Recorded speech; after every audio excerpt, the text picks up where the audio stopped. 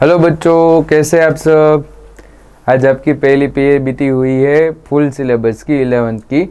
तो फटाफट उसका देख लेते हैं सॉल्यूशन क्या है, कहाँ पे आपने गलती की है, फटाफट चेक कर लो। और नेक्स्ट पीएबीटी में इससे ज़्यादा मार्क्स आए ऐसे हम ट्राई करेंगे। ओके, जल्दी जल्दी, अभी आपका टाइम बहुत नहीं बिगाड़ना है मुझे। फटाफट सॉल्व करते हैं। देखो, ये दो आपको वेक्टर दिए हैं, then the value of L alpha.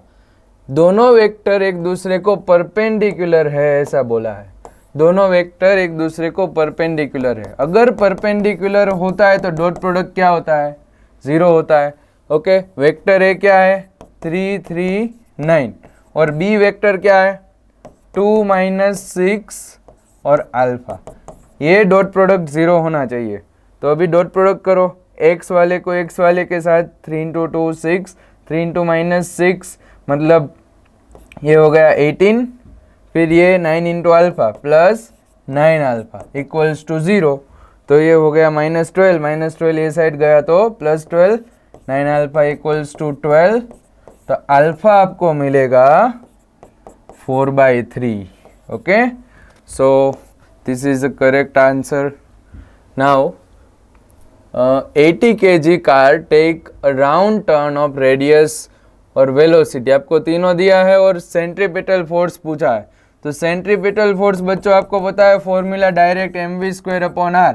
यहाँ पे आपको v क्या दिया है? 18 km/h। अगर 18 km/h है मतलब मीटर पर सेकेंड में 5 मीटर पर सेकेंड होगा। ओके, पता है ना आपको। इसको आप 5/18 से मल्टीप्लाई करें तो आपको मीटर पर सेकेंड में मिल जाएगा। ओके, चलो, तो अभी सब ऐसा यूनिट में ही है। ये 800, फिर ये v² मतलब 5 का स्क्वायर 25 / 40। तो ये हो गया 20 × 25। ओके, तो 20 × 25 क्या होगा? 500 न्यूटन होगा। तो ये हो गया हमारा आंसर। चलो नेक्स्ट, अभी क्या कहा है? Block of mass 2 kg is release from A on a rough track. ये पूरा ट्रैक क्या है? रफ है। That is 1 quadrant of a circle. Circle की एक क्वाड्रेंट है। ये पार्ट जो है वो सर्कल की क्वाड्रेंट है, मतलब 1/4 सर्कल है। It slides down the track and reaches B. यहाँ पे स्लाइड हो रहा है और बी पे पहुंच रहा है with speed of 4 मीटर पर second and finally stops at C। यहाँ पे स्टॉप हो रहा है मतलब यहाँ पे इसकी स्पीड 0 हो गई, काइनेटिक एनर्जी भी क्या हो गई? 0 हो गई। ओके, और फिर कहा है ये जो टोटल डिस्टेंस है वो 3 मीटर है B से C का। The work done against the force of friction. Friction में कितना वर्क होगा? तो बच्चों अभी आपको ध्यान पता होना चाहिए, यहाँ पे जो एनर्जी होगी ये पार्टिकल के पास, वो कौन सी एनर्जी होगी? वो होगी पोटेंशियल एनर्जी, क्योंकि यहाँ पे काइनेटिक एनर्जी तो 0 है, इनिशियल वेलोसिटी 0 है, इसलिए यहाँ पे जो है वो पोटेंशियल एनर्जी है। पोटेंशियल एनर्जी का फॉर्मूला mgh। ओके, तो आपको m दिया यहाँ पे 2, g की वैल्यू 10 और ये h क्या लेंगे? ये h होगा रेडियस के बराबर। ओके, तो रेडियस हमें दी है 1, ये 1 मतलब ये 20 जूल जितनी इनिशियल एनर्जी है। फिर यहाँ पे जब पहुंचा तब पूरी एनर्जी कहाँ पे? लॉस हो गई। क्यों? क्योंकि यहाँ पे तो बॉडी रुक गई है। पोटेंशियल एनर्जी भी यहाँ पे 0 हो जाएगी, काइनेटिक एनर्जी भी, क्योंकि बॉडी रुक गई है तो काइनेटिक एनर्जी भी 0। पोटेंशियल एनर्जी तो जैसे नीचे आएगी बॉडी तभी 0 हो गई थी, बराबर। तो यहाँ पे तो टोटल एनर्जी 0 हो गई। यहाँ पे टोटल एनर्जी क्या थी? 20। तो एनर्जी गई कहाँ पे? वो लॉस हो गई। कहाँ पे लॉस हो गई? तो वो लॉस हो गई फ्रिक्शन के अगेंस्ट में। ओके, तो इसका आंसर क्या आएगा? 20 जूल्स। अभी कहा है कि ये दो नंबर में कितने सिग्निफिकेंट डिजिट है, तो आपको देखना है। चलो ये पहले ये नंबर देखो, 10 का पावर कुछ भी हो वो सिग्निफिकेंट में नहीं आता। चलो, तो वो नहीं आता। अभी आपको पता है नॉन जो भी नॉन जीरोस होते हैं वो सब सिग्निफिकेंट होते हैं, और टर्मिनेटिंग जीरोस भी क्या होते हैं, तो सिग्निफिकेंट। तो ये पांचों क्या है, सिग्निफिकेंट है। तो पहले में कितने हैं, 5, और यहाँ पे देखो ये 3 नॉन जीरो मतलब सिग्निफिकेंट, फिर नॉन जीरो के बीच में जो आते हैं वो भी सिग्निफिकेंट, और टर्मिनेटिंग जीरो है वो भी सिग्निफिकेंट। तो टोटल कितने हो गए, 8। तो 5 और 8 ये हो गया आंसर। अभी क्या है, 2 वेव्स ऑफ वेवलेंथ, दो अलग अलग वेव है, दोनों की वेवलेंथ अलग अलग है। एक की वेवलेंथ आपको 50 सेंटीमीटर दी है, मतलब 0.5 मीटर दी है। दूसरे की वेवलेंथ हमें 51 सेंटीमीटर दी है, मतलब 0.51 मीटर दी है। ओके, 12 बीट्स पर सेकेंड, कितने बीट प्रोड्यूस हो रहे हैं। बीट फ्रीक्वेंसी का फॉर्मूला आपको पता होना चाहिए, दोनों फ्रीक्वेंसी का सब्ट्रैक्शन। ओके, बड़ी फ्रीक्वेंसी में से छोटी फ्रीक्वेंसी माइनस करो। तो ये बीट फ्रीक्वेंसी हमें कहा है कि 12 बीट्स पर सेकेंड है, मतलब बीट फ्रीक्वेंसी 12 है। तो वेलोसिटी ऑफ साउंड हमें चाहिए। ओके, तो यहाँ पे फ्रीक्वेंसी का फॉर्मूला हम यूज़ करेंगे वेलोसिटी बाय वेवलेंथ। ओके, तो यहाँ पे v बाय लैम्बडा 1, ये v बाय लैम्बडा 2, और ये हो गया 12।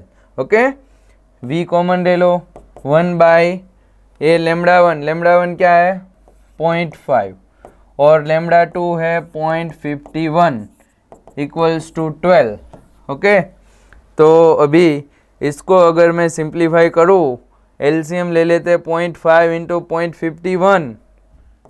चलो v यहाँ पे बार है, एलसीएम में 0.5 इंटू 0.51, फिर ये 0.51 यहाँ पे, 0.5 यहाँ पे, दोनों का सब्ट्रैक्शन होगा 0.01 इक्वल्स टू क्या आया 12। ओके, तो आपको v क्या मिलेगा, तो 12 इंटू 0.5 इंटू 0.51 डिवाइडेड बाई 0.01। अगर 12 इंटू 0.5 करें तो इसका होता है 6, और अभी यहाँ पे 0.01 है, ये 51 है, तो एक काम करते हैं 51 डिवाइडेड बाई 1। तो अभी 51 इंटू 6 जो भी होगा वो आंसर होगा, क्या होगा 306। ओके, तो हमारा आंसर होना चाहिए 306। ओके, अभी क्या कहा, astronaut on strange planet finds that acceleration due to gravity is twice that on the surface of earth. Planet पे जो जी की वैल्यू है वो अर्थ से क्या है, ट्वाइस है। जो जी की वैल्यू यहाँ पे है अर्थ पे, उससे प्लेनेट पे, दूसरे कोई स्ट्रेंज प्लेनेट पे जी की वैल्यू ट्वाइस है। Which of the following could explain this. तो यहाँ पे से कौन सा ऑप्शन है जो ये एक्सप्लेन करता है, मतलब ये ऑप्शन में से कौन सा राइट होगा कि जिसकी वजह से ये कंडीशन आएगी। ओके, चलो सब चेक करते हैं। पहले क्या कहा है, both the mass and radius of the planet are half as. अभी आपको पता होना चाहिए बेटा कि ग्रेविटेशनल एक्सीलरेशन का फॉर्मूला क्या है, gm/r²। ओके, आप सबको पता ही है, मतलब g की वैल्यू m के डायरेक्टली प्रोपोर्शनल और r² के इन्वर्सली प्रोपोर्शनल है। ओके, चलो अभी सब इसके ऊपर से ये सब ऑप्शन हमें चेक करने। सबसे पहला चेक करो, चलो, both the mass and radius of the planet are half. दोनों हाफ हो गया, मतलब ऊपर 1 हाफ और नीचे 1 हाफ का स्क्वायर। ओके, तो क्या बचेगा, देखो 1 हाफ कैंसिल करो, नीचे एक 1 हाफ तो बचेगा। अभी डिनोमिनेटर का डिनोमिनेटर ऊपर आएगा, मतलब 2, मतलब जी की वैल्यू अर्थ से कितनी हो गई, 2 टाइम्स। ओके, चलो ये पहला ही ऑप्शन करेक्ट है, बहुत मगजमारी है नहीं। ओके, चलो नेक्स्ट स्टेटमेंट आपको दिए हैं, position of centre of mass is independent of the reference frame. बराबर है। ओके, कभी भी रेफरेंस फ्रेम चेंज होने से कभी सेंटर ऑफ मास की पोजीशन कभी चेंज होती नहीं। ओके, आप बस में से देखो या रोड में से देखो आपको दोनों जगह से सेंटर ऑफ मास की पोजीशन सेम ही दिखेगी। ओके, तो सेंटर ऑफ मास की पोजीशन रेफरेंस फ्रेम से चेंज होती नहीं है। फिर दूसरा क्या कहा है, principle of conservation of momentum holds true for all kinds of collisions. कोई भी कोलिजन है उसके लिए principle of conservation of energy hold करता है, राइट होता है, तो वो भी सही है। ओके, अगर कोई भी कोलिजन है तो उसमें कंजर्वेशन ऑफ लीनियर मोमेंटम होगा ही होगा। दोनों सही है, दोनों सही है, मतलब यहाँ पे कौन सा आंसर होगा, ये थर्ड वाला। Okay, both statements are correct. Okay, चलो next, dimensional formula of universal gravitational constant, G का फॉर्मूला हमें फाइंड करना है। तो फॉर्मूला क्या है, force is equals to G m1 m2 upon R square. आपको पता है जी की वैल्यू यहाँ से क्या होगी, force into R square divided by m1 into m2। Okay, force का डायमेंशन क्या होता है, m1 L1t माइनस 2, और आर स्क्वायर का क्या होगा, L2, और ये दोनों मास है तो मास के डायमेंशन m1 m1 मतलब ये m2। ओके, तो m का पावर क्या है -1, l का क्या है 3, t का क्या है -2, कौन सा है, ये वाला। ओके, चलो next, in a lift moving up with an acceleration of 10 metre पर second square, a ball is drop from a height of 2.5 metre, the time taken by the ball to reach the floor of the lift, lift के floor पे पहुंचने में कितना time लगेगा। Okay, देखो आपको ऐसा कहा है, एक लिफ्ट है ना, वो ऊपर जा रही और कितने एक्सेलरेशन से ऊपर जा रही है, 10 मीटर पर सेकेंड स्क्वायर के एक्सेलरेशन से ऊपर जा रही है। ओके, और यहाँ पे एक बॉल गिराया जा रहा है जिसकी हाइट है, मतलब मान लो कि यहाँ पे कोई खड़ा है और उसने ऐसे बॉल छोड़ दिया, कहाँ से छोड़ा, कितनी हाइट से, 2.5 मीटर की हाइट से बॉल छोड़ दिया, तो यहाँ पे कितने टाइम में पहुँचेगा वो हमें फाइंड करना है। ओके, तो कोई भी चीज़ नीचे कितने टाइम में गिरती है तो उसका फॉर्मूला है √2h/g, आप सबको पता है। लेकिन यहाँ पे एक चीज़ आपको ध्यान रखनी है कि ये जो सिस्टम है वो पूरी एक्सेलरेटेड है। ओके, यहाँ पे जो रेफरेंस फ्रेम है वो एक्सेलरेटेड, लिफ्ट ऊपर जा रही है, तो ये केस में आपको क्या लेना है, जी इफेक्टिव लेना है। ओके, तो अगर लिफ्ट ऊपर जा रही है तो इफेक्टिव जी क्या होता है, जी प्लस ए। ओके, तो जी की वैल्यू 10, ए की वैल्यू 10, ये क्या हो गया 20, तो √2, h की वैल्यू क्या है 2.5 डिवाइडेड बाई 20। ओके, तो क्या आएगा ये, चलो ये हो गया 10, और अगर 2.5 को 10 से डिवाइड करें 0.25 और उसका रूट आएगा 0.5 सेकेंड। ओके, ये हो गया आंसर 0.5 सेकेंड। चलो नेक्स्ट, अभी क्या कहा है, 3 blocks of mass m1 m2 m3, तीनों के मास आपको दिए हैं, m1 10 kg, m2 6 kg है, m3 4 kg है, तीनों को ऐसे हमने स्ट्रिंग से कनेक्ट किया है, दे आर पुल्ड विथ, यहाँ पे जो फोर्स लग रहा है वो आपको दिया है 60 न्यूटन। ओके, तो आपको क्या फाइंड करना है, टेंशन T2 फाइंड करना है। ये टेंशन क्या होगा, T2 हमें फाइंड करना है। कभी भी टेंशन फाइंड करना हो ना बेटा, मोस्टली क्वेश्चन में मैंने क्लास में भी कराया है कि अगर टेंशन फाइंड करना है तो आपको पहले क्या फाइंड करना है, acceleration of the system. Okay, और एक्सेलरेशन कैसे फाइंड करेंगे, total resultant force divided by total mass. Okay, तो यहाँ पे रिजल्टेंट फोर्स कौन सा है, एक ही तो फोर्स लग रहा है, वही रिजल्टेंट कितना लग रहा है 60 का, तो ये रिजल्टेंट 60 और divided by total mass, total mass क्या है 10 6 4 10 6 4 10 + 6 + 4 20, तो 60/20 मतलब 3 मीटर पर सेकेंड स्क्वायर का एक्सेलरेशन है। ओके, पूरी सिस्टम जा रही है कितने, 3 मीटर पर सेकेंड स्क्वायर के एक्सेलरेशन। अभी ये T2 टेंशन हमें फाइंड करना है, तो अभी सोचो ये T2 जो टेंशन है वो कौन से ब्लॉक को खींच रहा है, कौन से ब्लॉक को खींच रहा है, तो आप देख सकते हो ये T2 ब्लॉक है ना, ये दोनों ब्लॉक को खींचने का रीजन है, दोनों को यही रस्सी ये दोनों ब्लॉक्स को खींच रही है एक साथ, बराबर। तो अभी ये जो T2 होगा वो किसके बराबर होगा? तो दोनों का मास क्या है? m1 m2 into acceleration. Okay, तो m1 क्या है 10, m2 क्या है 6 इंटू ए क्या है 3, तो 16 इंटू 3 48 हो गया आंसर। लो ओके नेक्स्ट। अभी क्या कहा है? पोटेंशियल एनर्जी का फॉर्मूला दिया, U equals to 3x square minus 2x cube. Okay, where U is in joules and x in metre.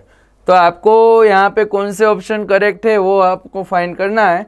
Stable और अनस्टेबल इक्विलिब्रियम की बात है। ओके, तो इक्विलिब्रियम के लिए आपको पता होना चाहिए du बाई dx क्या होता है 0। तो इसका डिफरेंशिएशन करें 6x स्क्वायर, ये क्या होगा 0। तो अगर इसके ऊपर से मैं x फाइंड करूँ तो मुझे x की वैल्यू 2 मिलेगी, एक तो x 0 और दूसरा x की वैल्यू 1। ओके, x की वैल्यू 2 मिल रही है हमें 0 और 1। ये आपको पता चला कि नहीं? क्वाड्रेटिक फॉर्मूला है, 2 वैल्यू मिलती है, एक वैल्यू है 0 दूसरी है 1। अभी दोनों में से कोई एक पे क्या होगा? स्टेबल इक्विलिब्रियम और दूसरे पे होगा अनस्टेबल इक्विलिब्रियम। ओके, तो स्टेबल और अनस्टेबल इक्विलिब्रियम फाइंड करने के लिए अभी हम दूसरी बार डिफरेंशिएशन करेंगे। तो du बाई dx की वैल्यू क्या आई थी?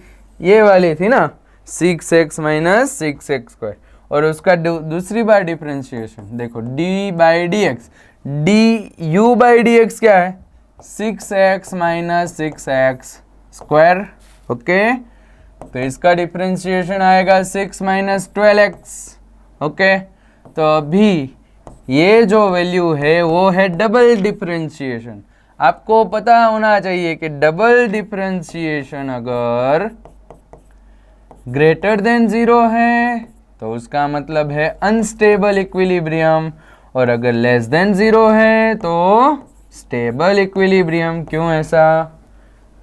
क्योंकि अगर ये पॉजिटिव होगा डबल डिफरेंशिएशन मतलब पोटेंशियल एनर्जी होगी मिनिमम, सॉरी तो यहाँ पे थोड़ी गड़बड़ हो गई, मैं बोला उसमें अगर डबल डिफरेंशिएशन पॉजिटिव मतलब u की वैल्यू मिनिमम मतलब स्टेबल इक्विलिब्रियम, और अगर ये डिफरेंशिएशन सेकेंड डिफरेंशिएशन अगर लेस देन 0 है मतलब u की वैल्यू मैक्सिमम है, और मैक्सिमम वैल्यू के लिए कौन सा इक्विलिब्रियम होता है? अनस्टेबल इक्विलिब्रियम होता है। ओके, तो हमें चेक करना है अभी। अगर मैं यहाँ पे 0 रखूँ, चलो 0 रखता हूँ, तो u की वैल्यू मुझे 6 मिल रही है। अगर x की वैल्यू 0 तो उसके लिए हमें ये जो डबल डिफरेंशिएशन है वो क्या मिल रहा है? तो ग्रेटर देन 0। किसके लिए? 0 के लिए। तो ग्रेटर देन 0 मतलब ये कौन सा? Stable equilibrium. x equals to 0 पे क्या होना चाहिए? Stable equilibrium.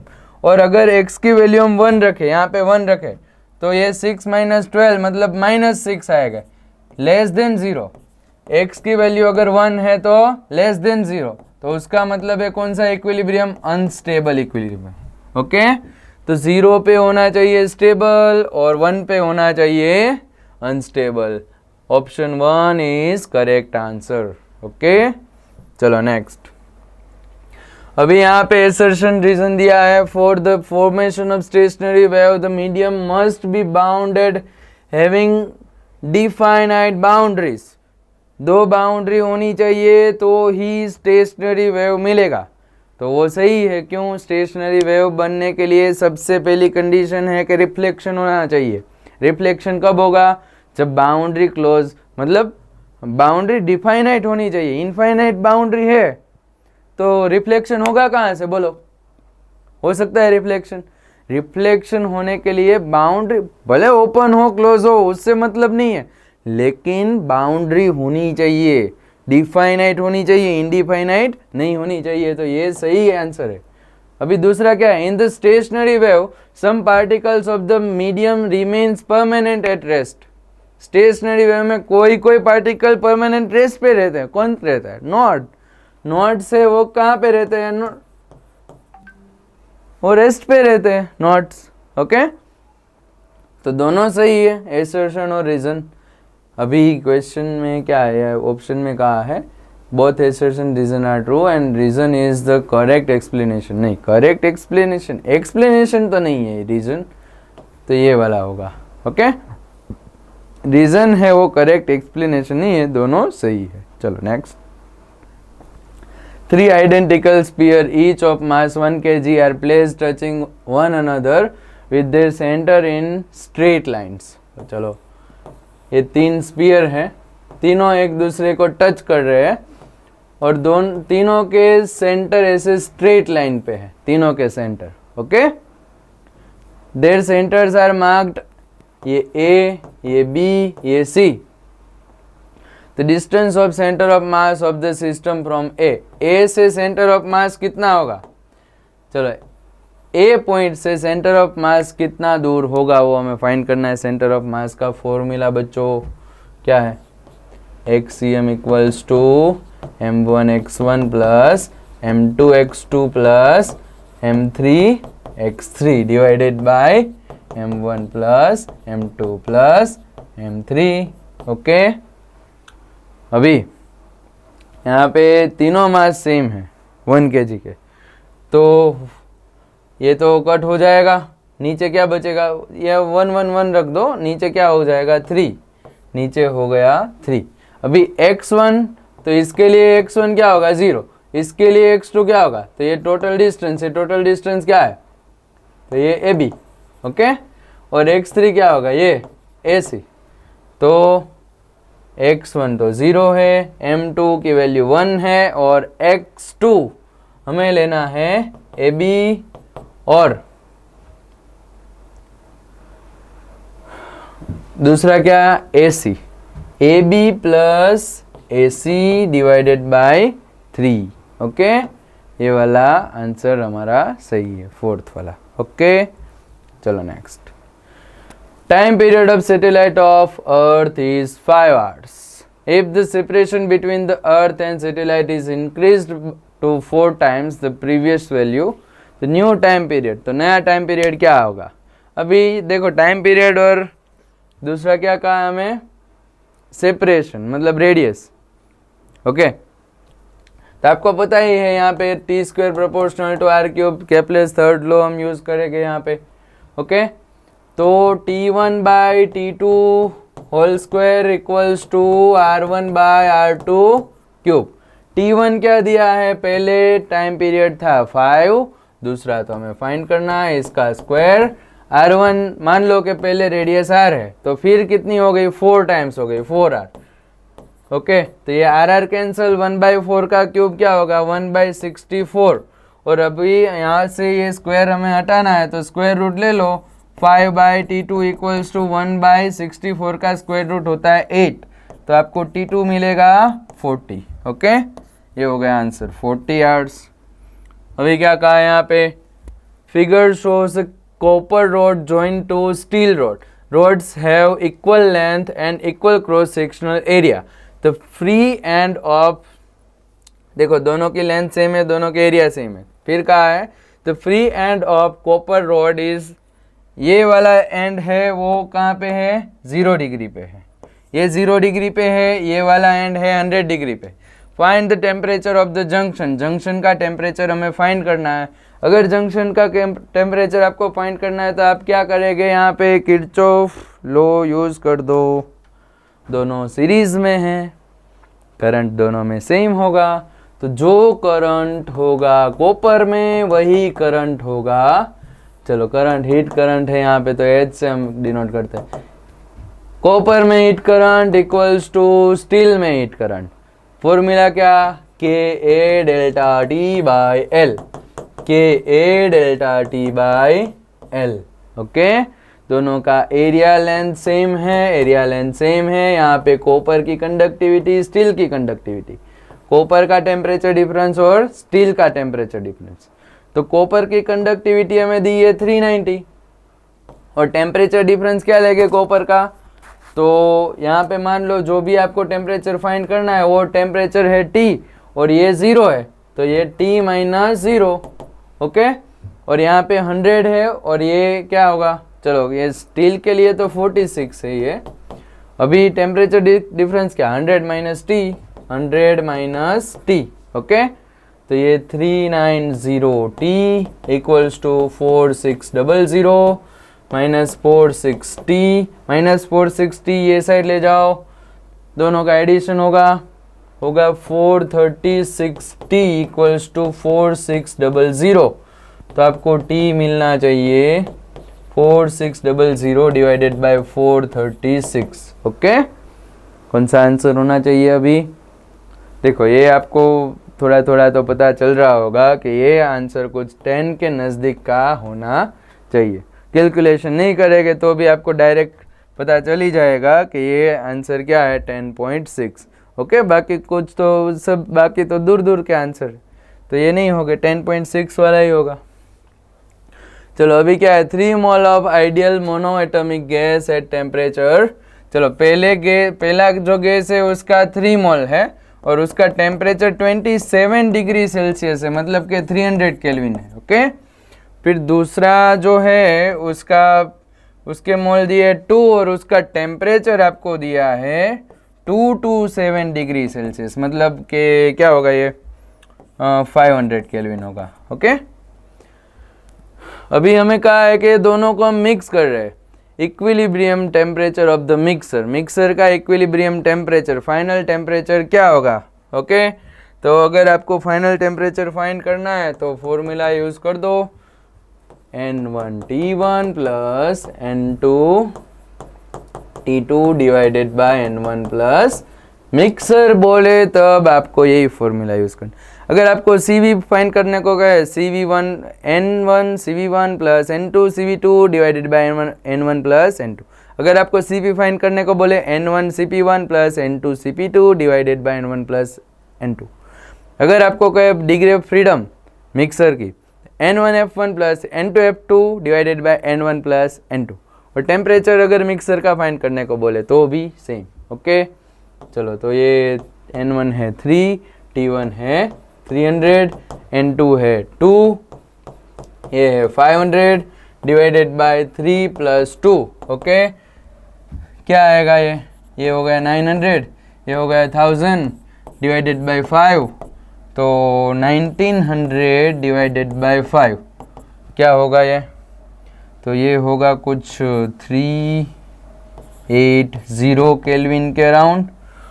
और यहाँ पे आपको जो आंसर दिए वो डिग्री सेल्सियस में दिए हैं, तो इसमें से 273 माइनस कर दो, क्या आएगा, तो 107 डिग्री सेल्सियस, ओके। ये हो गया answer. 2 waves of wavelength 96 centimeter, 100 centimeter both traveling with velocity 495 meter per second are made to interface. The number of beats produced per second, मतलब बीट फ्रीक्वेंसी आपको फाइंड करने को बोला है। मैंने अभी हमने क्वेश्चन सोल्व किया, सेम मेथड है, ओके। तो यहाँ पे आपको V दिया है आपके लिए, अच्छी बात है ये V की वैल्यू, और आपको डायरेक्ट एफ भी फाइंड करना है, ओके। चलो अभी V की वैल्यू क्या दी है ये लोगों ने, 495। लेमडा 1, तो लेमडा 1 देखो यहाँ पे कौन सी वेवलेंथ लेके, छोटी है ना वो वेवलेंथ लो। छोटी वेवलेंथ के लिए फ्रीक्वेंसी ज़्यादा होती है और ज़्यादा फ्रीक्वेंसी से कम फ्रीक्वेंसी माइनस करते हैं बीट फ्रीक्वेंसी फाइंड करने के लिए। तो ये 99 सेंटीमीटर है, तो एक काम करता हूँ, इसको 0.99 ले लेता हूँ मीटर में, और ये 100 सेंटीमीटर है, मतलब 1 मीटर है, ओके। तो भी हमारा आंसर होगा बीट फ्रीक्वेंसी 495। एलसीएम ले लो, ऊपर बचेगा 0.01, नीचे बचेगा 0.99, तो 495 डिवाइडेड बाई 99 हो गया। इसका आंसर होगा 5, okay. Body starts from rest, moves with constant acceleration for t second, it travels x1 distance in first half of time and x2 distance in next half of time. यहाँ पे Galileo law आपको use कर देना है बच्चों, okay. अगर दोनों time same है, ओके, तो ये जो डिस्टेंस है उसका रेशियो क्या आता है, 1/3, ओके। Galileo's law. अगर कांस्टेंट एक्सीलरेटेड मोशन है, मोशन रेस्ट से स्टार्ट हो रहा है, तो आपको x1 = x2 = x3 आपको मिलता है 1:3:5, ओके। बस यही कॉन्सेप्ट है, तो इसके ऊपर से आपको x2 मिल जाएगा 3x1, ओके। चलो next, ratio of rotational and translational kinetic energy. Kinetic energy rotation की और काइनेटिक एनर्जी ट्रांसलेशन की। रोटेशन की काइनेटिक एनर्जी क्या होती है, 12 I⍵², और ये ट्रांसलेशन की क्या होती है, 12 mv², ओके। और डायरेक्ट अगर शॉर्ट मेथड आपको याद करनी है तो इसमें जो k की वैल्यू होगी, जो भी k²/r होगा वही आपका आंसर होगा, r², k²/r² जो भी मिलेगा, बराबर। तो यहाँ पे k²/r² आपको मिलेगा 2/5, आंसर डायरेक्ट हो गया 2/5। अभी इससे फाइंड करते, देखो आई की वैल्यू क्या होती है यहाँ पे, अगर सॉलिड स्फीयर है तो उसके लिए 2/5 mr², ओके। और ओमेगा क्या होगा, वो होगा v²/, ओमेगा की वैल्यू पता है ना, v/r, तो ये v²/r² डिवाइडेड बाय 12 mv²। तो ये mm कैंसिल कर दो, हाफ कैंसिल कर दो, v² कैंसिल, r² हो गया आंसर 2/5, ओके। और डायरेक्ट याद रखो, ये रोटेशनल अपन ट्रांसलेशनल पूछा है तो k²/r², ओके। चलो नेक्स्ट, अभी हमें यहाँ पे पूछा है a simple pendulum is oscillating with amplitude a and angular frequency. Amplitude और एंगुलर फ्रीक्वेंसी दिए है at displacement x from mean position, the ratio of kinetic energy and potential energy. Kinetic energy और पोटेंशियल एनर्जी का ratio हमें find करना है। तो ये काइनेटिक एनर्जी क्या होती है, total energy minus potential energy, और नीचे पोटेंशियल एनर्जी। अभी आपको पता होना चाहिए कि SHM के लिए टोटल एनर्जी होती है 12 k² और पोटेंशियल तो 12 kx² ही होती है, ओके। तो यहाँ से ये 12 k हम अगर कैंसिल कर दे तो ये हो गया हमारा आंसर, सिंपल है एकदम, ओके। ये थर्ड वाला आंसर है हमारा। फिर if the radius of star is r and it acts as black body, radius है r और ब्लैक बॉडी है, मतलब इसके लिए E की वैल्यू क्या होगी, 1 होगी। What would be the temperature of the star in which the rate of energy production is Q? Rate of energy production मतलब आपको है ना, ये पावर ही दिया है, ओके। तो उसका फॉर्मूला क्या है, सिग्मा AE⁴, ओके। तो यहाँ पे ये हो गया Q, सिग्मा की वैल्यू एज इट इज रखो। एरिया क्या आएगा, तो स्फीयर है, स्फीयर का एरिया होता है 4πr², और ब्लैक बॉडी है, E की वैल्यू हम 1 लेंगे, ओके। तो इसके ऊपर से हमें T⁴ मिलेगा, Q/6 नहीं है, सिग्मा × 4πr², ओके। और इसका अगर हम 1/4 पावर कर दे, 1/4, तो ये 4 हट जाएगा यहाँ से, हमारा आंसर हो जाएगा ये 4th वाला, ओके। चलो, kinetic energy of revolving satellite at height equal to thrice the radius, okay. आपको काइनेटिक एनर्जी फाइंड करनी है। काइनेटिक एनर्जी फाइंड करने के लिए हमें फाइंड करना पड़ेगा 12 mv², ओके। एक काम करो ना, देखो यहाँ पे ये सेंट्रीपिटल फोर्स आपको पता है mv²/r कौन प्रोवाइड करता है, तो अर्थ की ग्रेविटी, अर्थ का ग्रेविटेशनल फोर्स, ओके। तो इसके ऊपर से मुझे है ना 12 mv² क्या मिलेगा, इसको अगर 2 से डिवाइड कर दे तो ये हो गया Gm/m/2r, ऐसा कुछ है। ये काइनेटिक एनर्जी है, लेकिन एक काम करते हैं अभी, देखो काइनेटिक एनर्जी का फॉर्मूला भी आपको याद ही होना चाहिए, हाँ? ये वाला अगर याद नहीं है तो रख लेना। अभी हमें स्मॉल जी के फॉर्म में आंसर लाना है, ओके? तो स्मॉल जी के फॉर्म में आंसर लाने के लिए आपको जी की वैल्यू पता होनी चाहिए, क्या? G M upon R square. तो जी एम तो है लेकिन नीचे आर स्क्वायर नहीं है। अगर मुझे आर स्क्वायर करना है तो एक आर से मल्टीप्लाई करना पड़ेगा, बराबर? ऊपर एक आर से मल्टीप्लाई करना पड़ेगा। तो अभी यहाँ पे एक चीज़ ध्यान रखो कि यहाँ पे ये आर जो है ना वो होती है रेडियस, ओके? रेडियस होती है। तो अभी यहाँ पे मैं 2r ऐसा लिख रहा हूँ, रेडियस है। रेडियस मतलब किसकी रेडियस? सैटेलाइट की रेडियस, ओके? सैटेलाइट, अर्थ की नहीं। और ये सैटेलाइट की रेडियस होगी क्या? अर्थ की रेडियस प्लस जो भी हाइट है, मान लो ये हमारी अर्थ, और यहाँ पे कहीं पे सैटेलाइट घूम रहा है, ओके? तो ये जो है वो अर्थ की रेडियस, और ये बाकी की जो है वो हाइट। तो r प्लस एच करे तो हमें क्या मिलेगा? ये सैटेलाइट की रेडियस। और हमें यहाँ पे क्वेश्चन में कहा भी है कि height equal to thrice the radius of earth, मतलब ये हाइट क्या होगी? 3r, मतलब ये r क्या होगा? 4r, okay? तो यहाँ पे ये वाला भी स्मॉल r होगा, यहाँ से मैंने किया था सिंप्लीफाई, और ये स्क्वायर हो गया।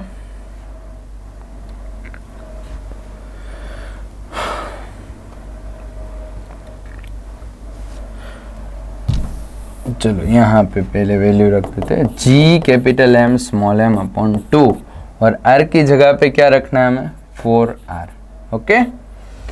चलो तो ये हो गया अभी g बाई 8, हमें चाहिए G M upon R square. तो अभी एक r से तो मुझे मल्टीप्लाई करना ही पड़ेगा ऊपर, और ये 2 इंटू 4 हो गया 8, और ये हो गया स्मॉल जी, मतलब एम जी आर बाई 8। ये हो गया हमारा आंसर फर्स्ट वाला, ओके? चलो नेक्स्ट एसर्शन रीजन है। पहला एसर्शन दिया है, 2 balls of different masses are thrown vertically upward with same speed. दोनों की स्पीड सेम है तो दोनों ऊपर सेम टाइम में जाएंगे, सेम टाइम में ही नीचे आएंगे। जितनी स्पीड से फेंके थे उतनी स्पीड पे वापस आएंगे, ओके? वो चीज़ आपको याद रखनी है। They will pass through their point of projection, मतलब जहाँ से फेंका था वहीं पे, वही पॉइंट पे, in downward direction with the same speed. Speed क्या होगी? सेम। जितनी स्पीड से फेंका उतनी स्पीड से वापस आएगी दोनों बॉडीज। तो राइट है, okay?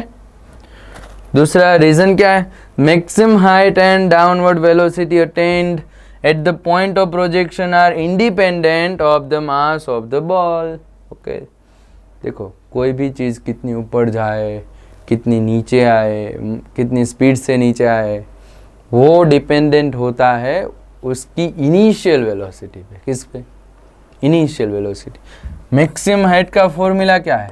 u square by 2g। इसमें मास आया कहीं पे, ओके? और गिरेगा तब भी क्या? u जितनी स्पीड होगी, जितनी स्पीड मान लो कि 50 की स्पीड में फेंका, उतनी स्पीड पे वापस आता है।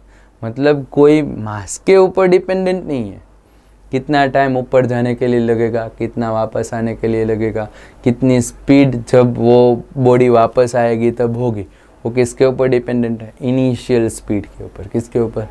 इनिशियल स्पीड के ऊपर, ओके? तो यहाँ पे मास के ऊपर डिपेंडेंट नहीं है ऐसा कहा है, तो ये भी राइट है, ये भी राइट है, दोनों राइट है। और इसका रीज़न भी है, ओके? इसकी वजह से ही ये आता है ना, तो बराबर है। ये आंसर क्या आएगा? एसर्शन रीजन राइट है, और रीजन जो है वो एसर्शन का करेक्ट रीजन। बर्नौली इक्वेशन किसका कंजर्वेशन है? एनर्जी का। फॉर्मूला डिराइव किया था हमने एनर्जी कंजर्वेशन यूज करके।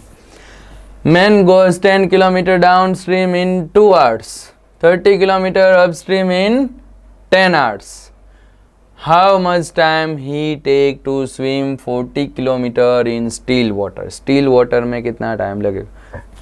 देखो दो स्पीड ले लेते, एक तो मैन की speed, okay, speed of man, और दूसरी जो है ना वो रिवर की स्पीड ले लो, जो भी स्ट्रीम है उसकी, ओके, स्पीड ऑफ स्ट्रीम। अगर अपस्ट्रीम है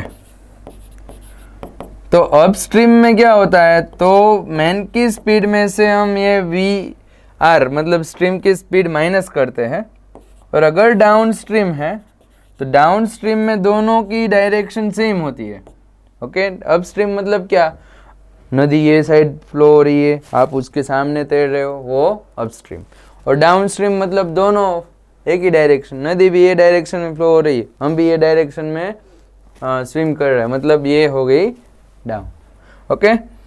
तो डाउन फ्लो में दोनों की स्पीड का एडिशन, अप फ्लो में जो मैन है उसकी स्पीड में से रिवर की स्पीड माइनस करेंगे हम, ओके।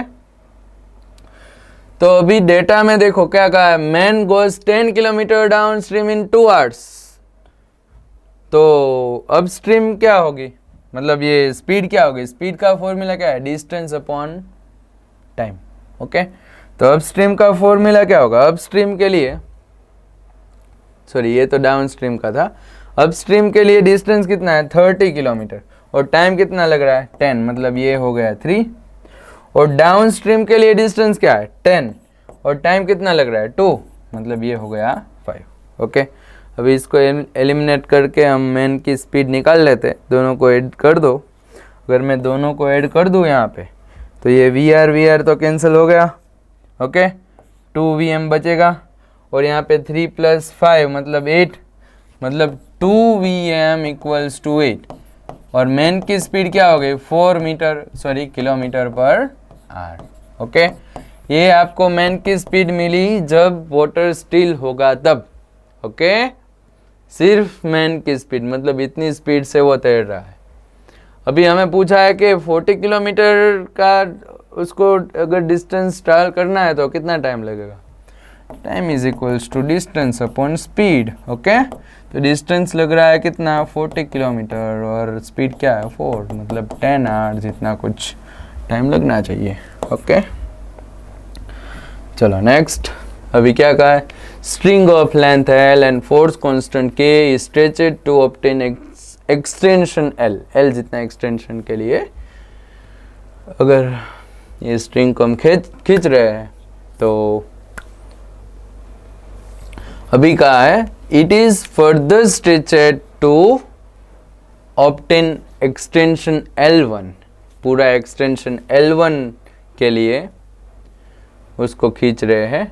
तो work done in the second stretching, तो सेकेंड स्ट्रेचिंग में कितना वर्क होगा, देखो अगर मुझे ये जो स्ट्रिंग है उसको खींच के कितना खींचना है, मुझे L जितना खींचना है, ओके।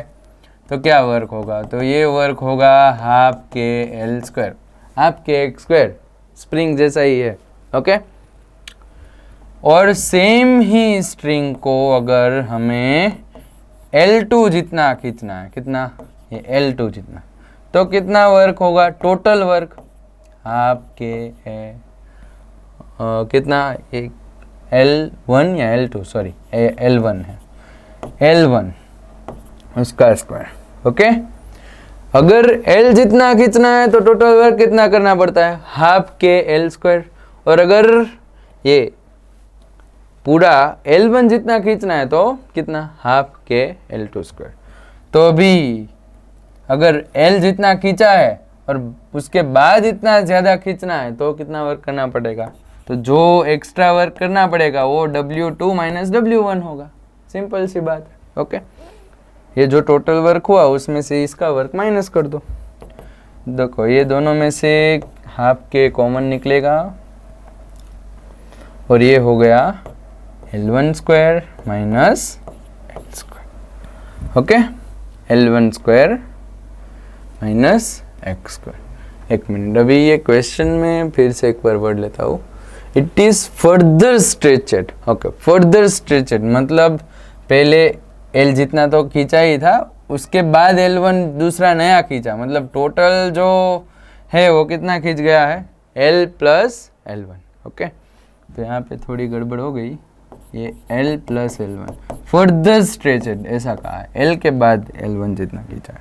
ओके, तो फिर यहाँ पे L plus L1 square minus L square ऐसा कुछ हो गया, मैंने ये दोनों को माइनस किया है।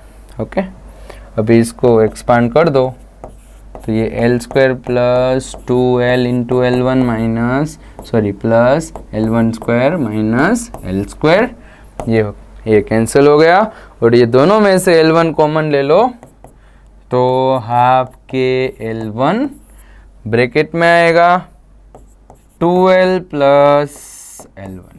ओके, ये होना चाहिए हमारा आंसर। कहाँ पे है, ढूंढो, ये रहा। चलो,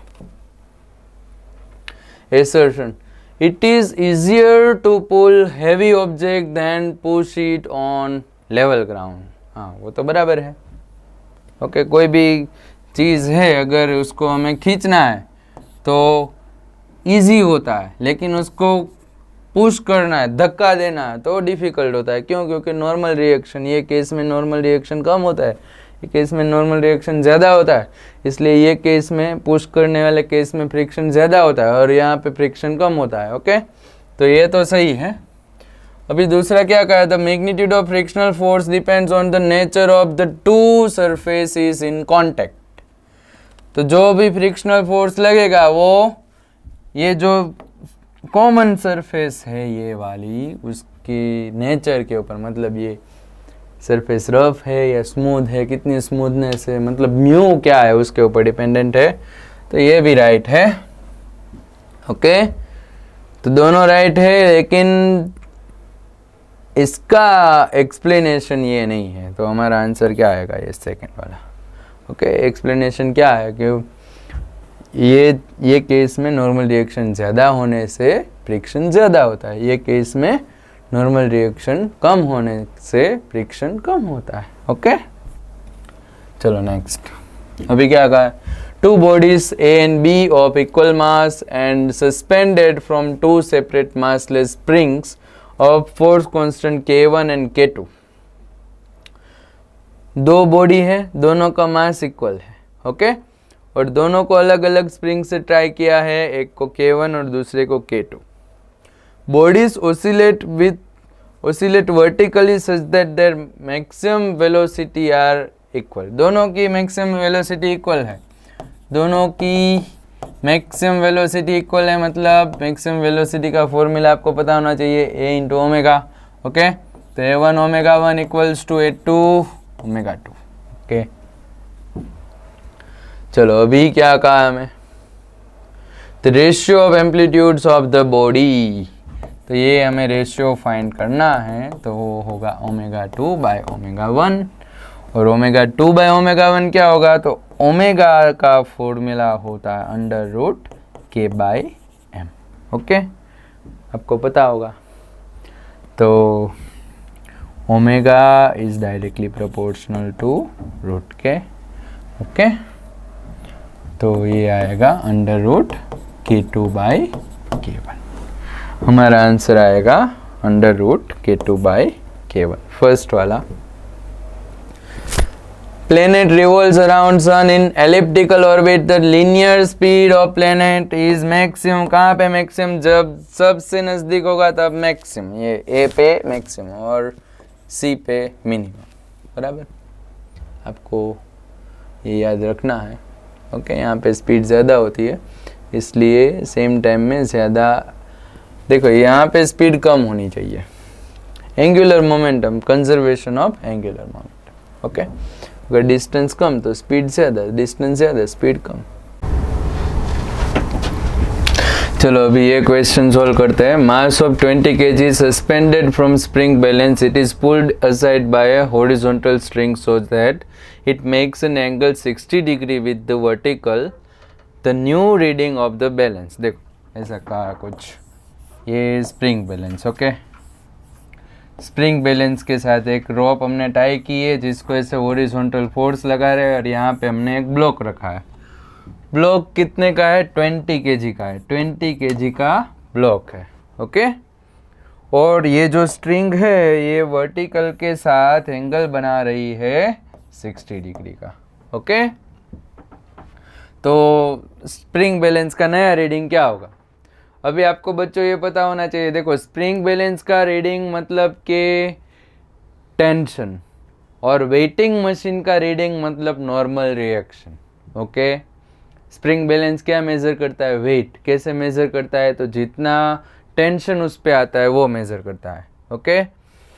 तो यहाँ पे स्प्रिंग पे टेंशन कितना आएगा, जितना टेंशन यहाँ पे आएगा, ओके। और ये टेंशन का एक कंपोनेंट ये टी कोस थीटा, थीटा कितना है 60 डिग्री, तो टी कोस थीटा किसके बराबर होना चाहिए, तो 200 न्यूटन के बराबर होना चाहिए, okay.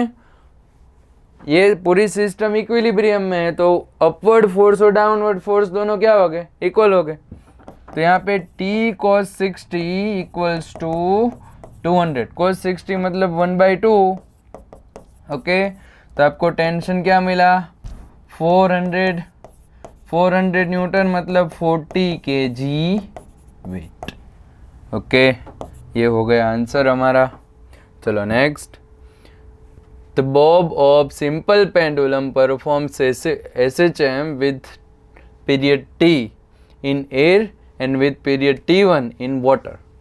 Relation between t and t1 is, चलो ये दोनों के बीच का हमें रिलेशन फाइंड करना है। अभी टाइम पीरियड का बच्चों आपको फॉर्मूला पता होगा 2π√L/g, लेकिन अगर ये कब यूज करना है, जब पेंडुलम ओसिलेट हो रहा हो हवा में, ओके।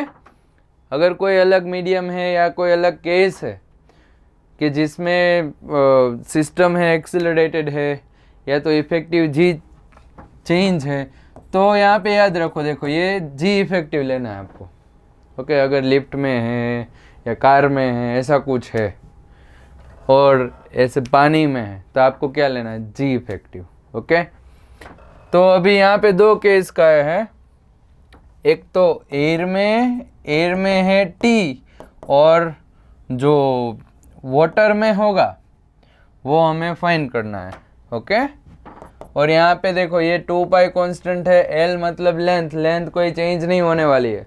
हवा में ऑसिलेशन करे या पानी में, लेंथ में तो कोई चेंज होगा नहीं, तो यहाँ पे चेंज क्या होगा, जी के, और जी का इन्वर्सली प्रोपोर्शनल है, मतलब ये जो सीक्वेंस है वो उल्टी हो जाएगी, इफेक्टिव जी इन वाटर और इफेक्टिव जी इन एयर।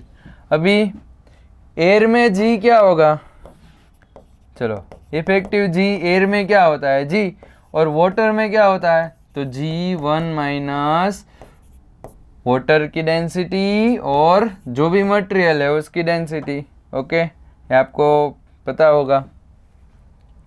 तो यहाँ पे G1 और वाटर की डेंसिटी होती है 10⁻³ और ये जो मटेरियल है उसकी डेंसिटी आपको कही है 9/8 × 10⁻³, ओके। और अगर इसको हम सिंप्लीफाई करें तो G की वैल्यू हमें G/9 मिलेगी, ओके। तो रख दो यहाँ पे, देखो हवा में जो टाइम पीरियड है वो T और जो हमें फाइंड करना है वो T1 है, ओके। और यहाँ पे GW मतलब ये तो G और एयर, सॉरी GW क्या मिला हमें, G/9 और ये एयर में G, ओके। और 1/9 का रूट होता है 1/3, तो हमारा आंसर क्या होगा, ये T/T1 मिला 1/3 मतलब T1 इक्वल्स टू होगा 3T।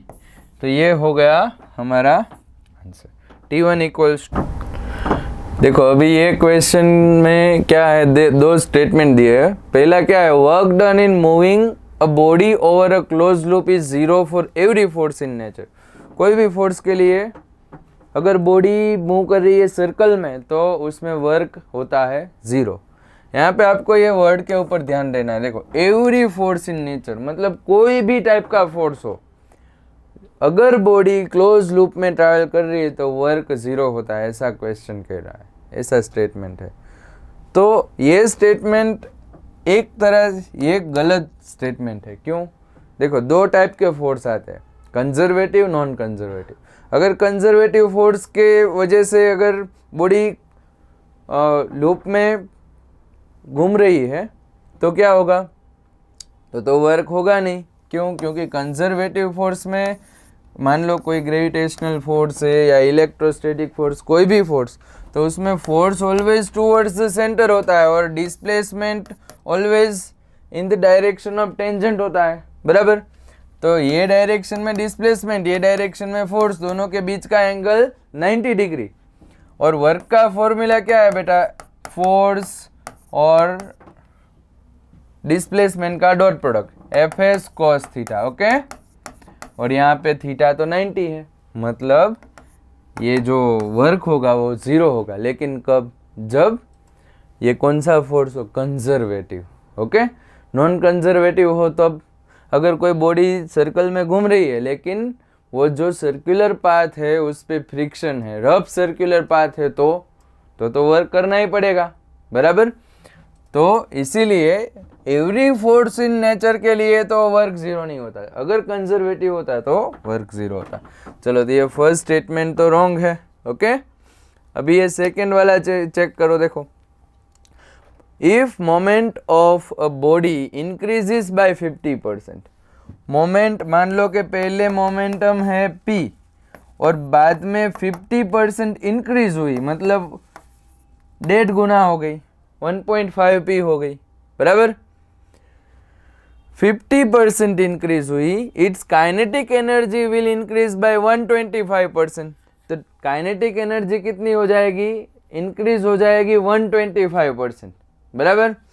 तो ये हमें चेक करना है, मतलब पहले मान लो कि काइनेटिक एनर्जी के जितनी है, तो बाद में कितनी इंक्रीज हो रही है? 125%। 125% मतलब नई काइनेटिक एनर्जी क्या हो जाएगी? पहले तो इतनी थी, प्लस ये 125% बढ़ी, मतलब 125/100 इंटू के, ओके। तो ये कितना होगा? ये होगा 2.25 के। तो नई काइनेटिक एनर्जी होनी चाहिए 2.25 के। चलो चेक करते हैं। अभी हमें पता है formula, kinetic energy equals to p²/2m, बराबर। Kinetic energy proportional to p² है। तो ये रिलेशन के ऊपर से k1/k2 क्या मिलेगा हमें? तो p1/p2 होल स्क्वायर, ओके। मान लो कि k1 है, यहाँ पे हमने कितना लिया है? k, और k2 हमें फाइंड करना है। p1 की वैल्यू p और p2 क्या है? तो 1.5p, 1.5p, उसका स्क्वायर, ये p कैंसिल करो, 1.5 का स्क्वायर क्या होगा? 1/2.25, ओके। तो इसके ऊपर से आपको k2 क्या मिलेगा? 2.25k, okay. तो बराबर है, देखो। तो ये स्टेटमेंट तो राइट है, ये वाला रॉन्ग है, ओके। तो पहला स्टेटमेंट रॉन्ग है और सेकंड स्टेटमेंट करेक्ट है। चलो नेक्स्ट। अभी यहाँ पे क्या कहा हमें? The equation of motion of projectile, ये आपको प्रोजेक्टाइल मोशन का इक्वेशन दिया है, y = ax - bx, okay. a और b कांस्टेंट है, तो आपको ये कॉलम मैच करनी है, ओके। चलो, अभी ये वाला इक्वेशन है ना, पहले तो हम मैच करते हैं ये ट्रेजेक्ट्री के इक्वेशन से। देखो उसके जैसा ही है। a की जगह पे क्या आता है? tan थीटा, और ये b की जगह पे क्या आता है? gx² / 2u² cos² theta.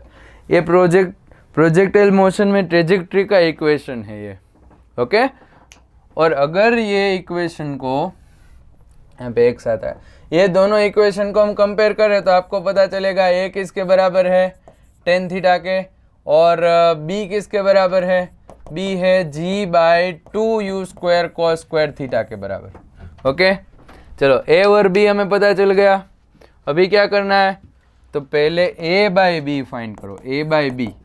देखो डायरेक्ट तो आपको ये सब चीज़ नहीं पता चलेगी, ये जो वैल्यू है उसके ऊपर से हम फाइंड करेंगे फॉर्मूला, बराबर। उसके ऊपर से क्या फॉर्मूला बन रहा है वो देखेंगे और फिर डिसाइड करेंगे कि ये कौन सी क्वांटिटी का फॉर्मूला है।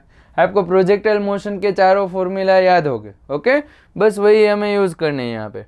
चलो तो पहले ये ए बाई बी, ए की वैल्यू क्या है टेन थीटा और बी क्या है G by 2u square cos square theta, बराबर।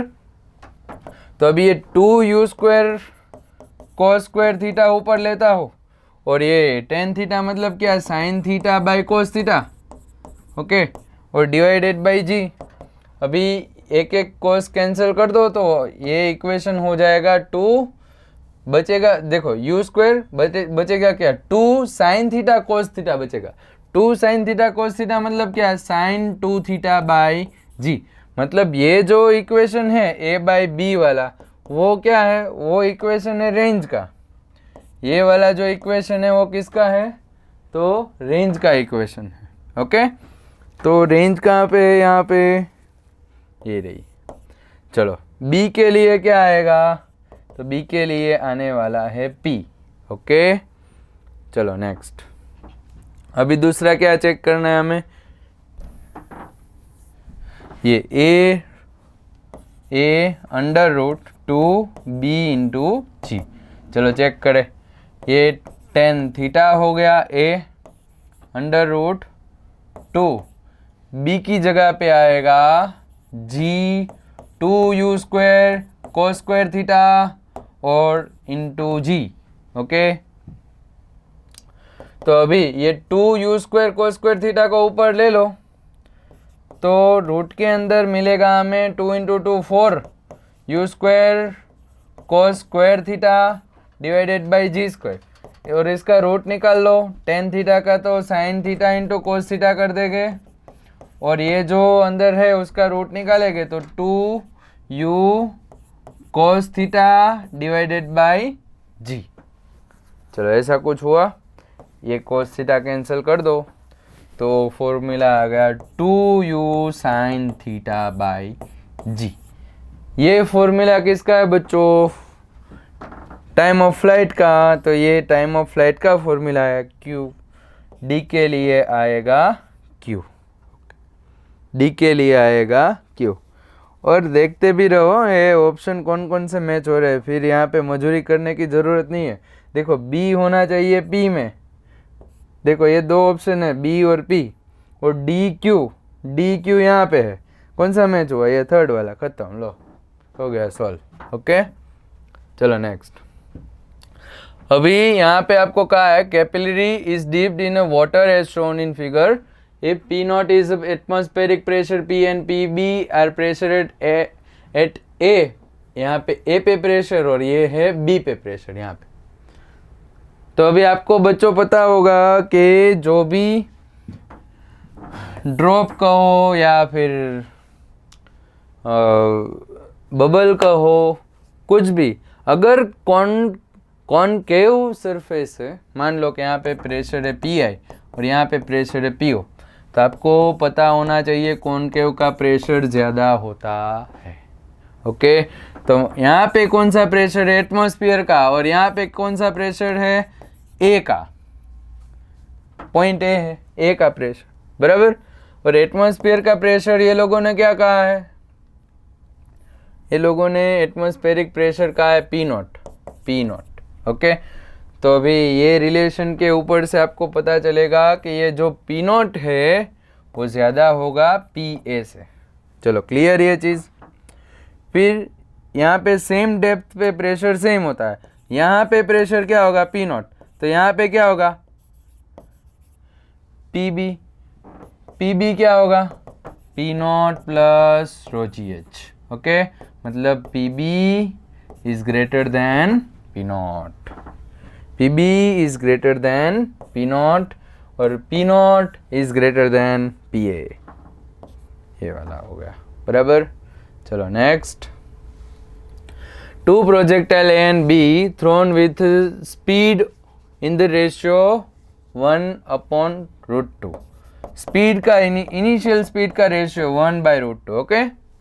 एक्वायर्ड द सेम हाइट, दोनों की हाइट सेम है, h1 इक्वल्स टू क्या है h2। If A is thrown at angle 45, एक का एंगल क्या दिया है हमें 45 डिग्री, तो angle of projection of B, दूसरे का एंगल क्या होगा हमें वो फाइंड करना है। तो मैक्सिमम हाइट का फॉर्मूला यूज करेंगे यहाँ पे, क्योंकि रिलेशन हमें दिया है दोनों में मैक्सिमम हाइट सेम है। मैक्सिमम हाइट का फॉर्मूला क्या है बच्चों, you square sine square theta by 2g। Okay, you square sine square theta by 2g, you square sine square theta by 2g। यहाँ पे 1 1, ये 2 2। ओके, चलो ये 2g कैंसिल कर दो, दोनों का रूट ले लो। ये u1 sine theta 1 equals to u2 sine theta 2। अभी हमें थीटा 2 फाइंड करना है और बाकी सब दिया है। देखो ये थीटा 2 फाइंड करना है ना, तो साइन थीटा 2 हमें क्या मिलेगा इसके ऊपर से, u2 को ये साइड लाओ, u1 by u2 into sine theta 1। ओके, तो अभी u1 बाय u2 है 1 बाय रूट 2, और साइन थीटा 1 क्या, साइन 45, साइन 45 मतलब 1 बाय रूट 2, ये हो गया 1 बाय 2। ये हमें साइन थीटा 2 मिला, तो थीटा 2 क्या होगा 30 डिग्री, बराबर। तो थीटा 2 की वैल्यू आएगी 30 डिग्री। अभी angle turned by body under going circular motion depends on, देखो ये थीटा का रिलेशन दिया, theta naught plus theta 1 into T plus theta 2 into T square.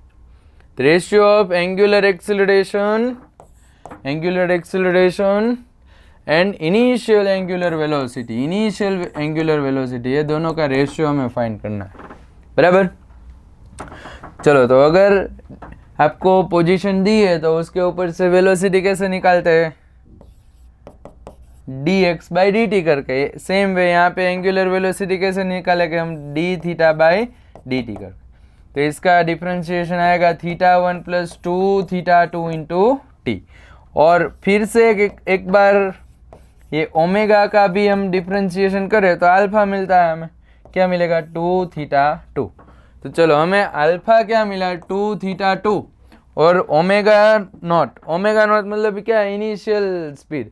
Initial speed के लिए t 0 लेते हैं, तो ये टर्म तो 0 हो गया।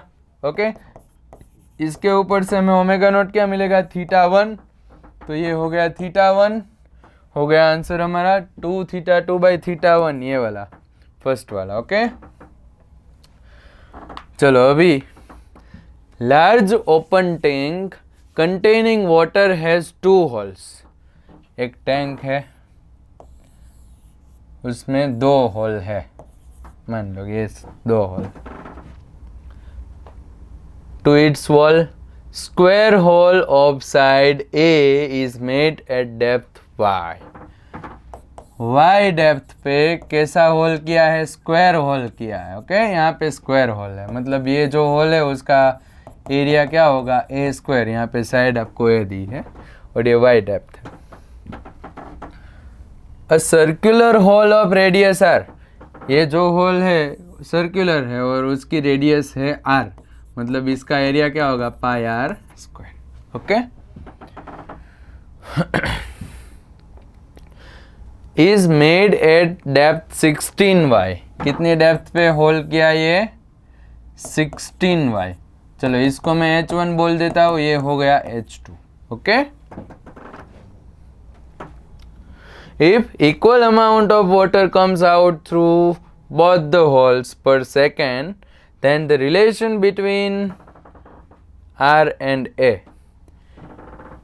पर सेकेंड दोनों में से इक्वल अमाउंट बाहर आ रहा है, पर सेकेंड इक्वल अमाउंट बाहर, किसका अमाउंट, वॉल्यूम का, मतलब वॉल्यूम रेट, दोनों का वॉल्यूम रेट क्या है सेम है। ओके, और वॉल्यूम रेट का फॉर्मूला क्या है A इंटू वी, दोनों साइड A इंटू वी क्या है सेम, ये दोनों होल के लिए A1 V1 इक्वल्स टू क्या A2 V2।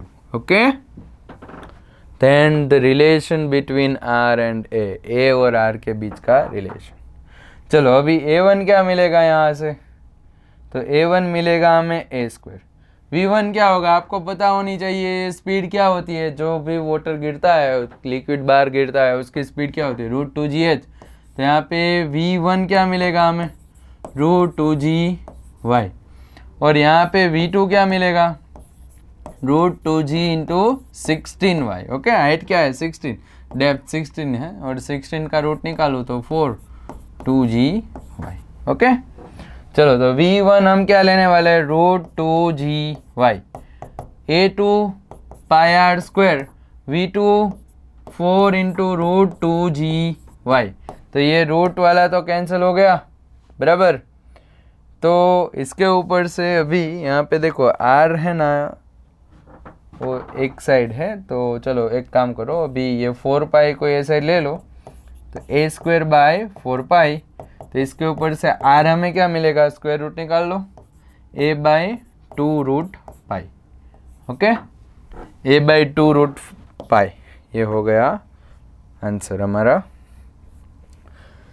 Force of magnitude 45 Newton directed eight angle 37 above horizontal moves 10 kilogram crate along horizontal surface।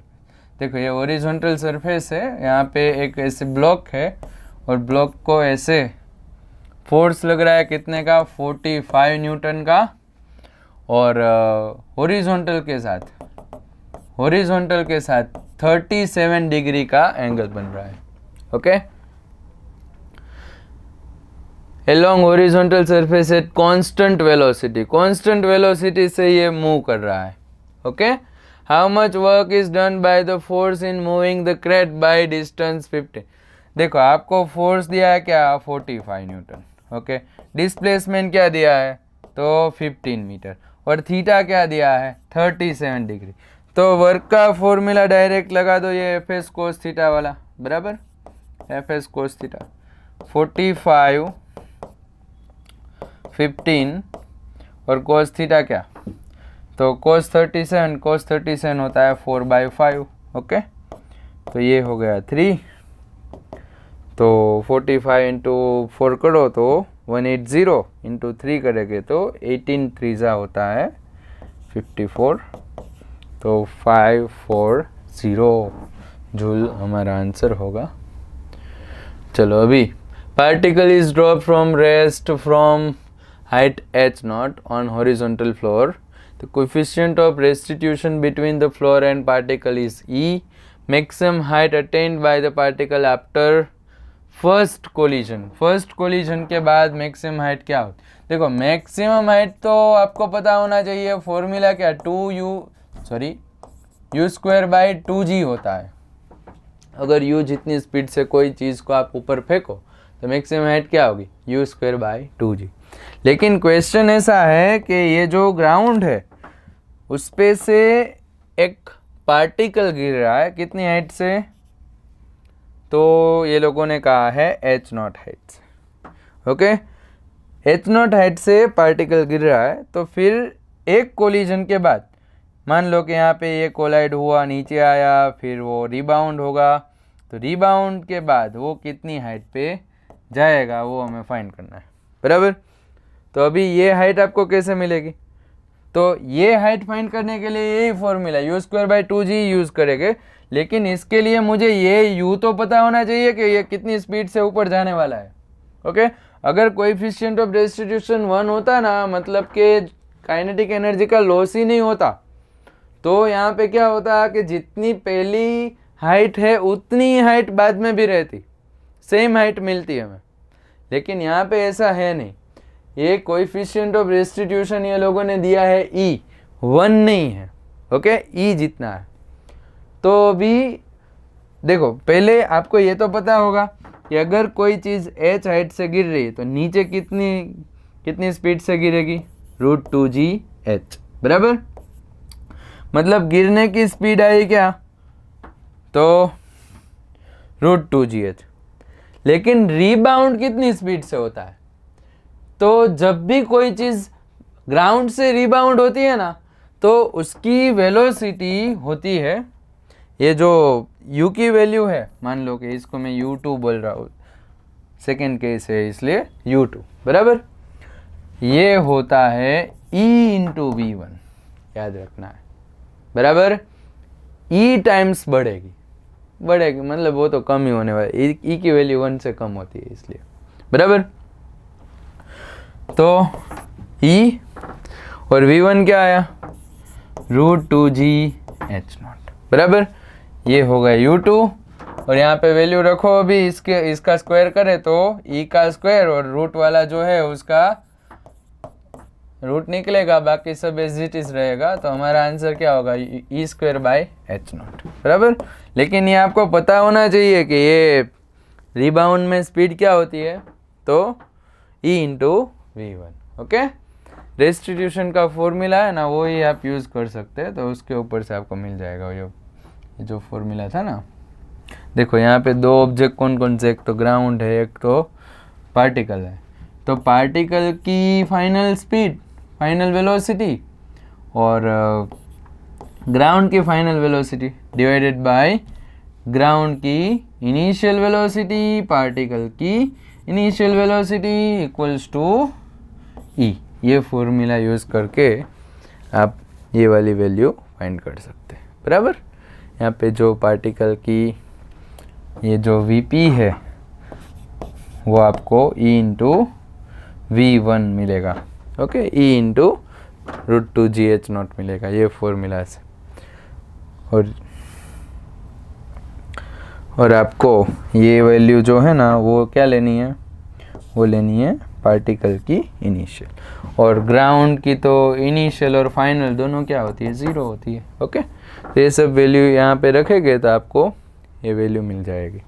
लेकिन ये याद ही रखना है, रिबाउंड के बाद स्पीड कितनी हो जाती है, E इंटू V, बराबर। दूसरा रिबाउंड हुआ तो E² इंटू V, तीसरा हुआ तो E³ इंटू V, बराबर। चलो अभी यहाँ पे क्या कहा है, uniform road of length L and mass M has a point mass M at its one and. चलो ये पूरा जो रोड है उसकी लेंथ क्या है, L, उसका मास है M, और ये उसके एक एंड पे भी हमने M जितना मास रख दिया है, okay. The rod is free to rotate in vertical plane, ऐसे रोटेट हो सकता है ऐसे वर्टिकल प्लेन में। The rod initially in horizontal position is released, rod पहले इनिशियली ऐसे हॉरिजॉन्टल था, फिर इसको हमने रिलीज किया। तो जब रिलीज होगा तब द इनिशियल एंगुलर एक्सेलरेशन, तो एंगुलर एक्सेलरेशन क्या होगा, अभी एंगुलर एक्सेलरेशन फाइंड करना है तो हम क्या करेंगे, टॉर्क अपॉन जो भी मोमेंट ऑफ इनर्शिया है वो कर देंगे, बराबर।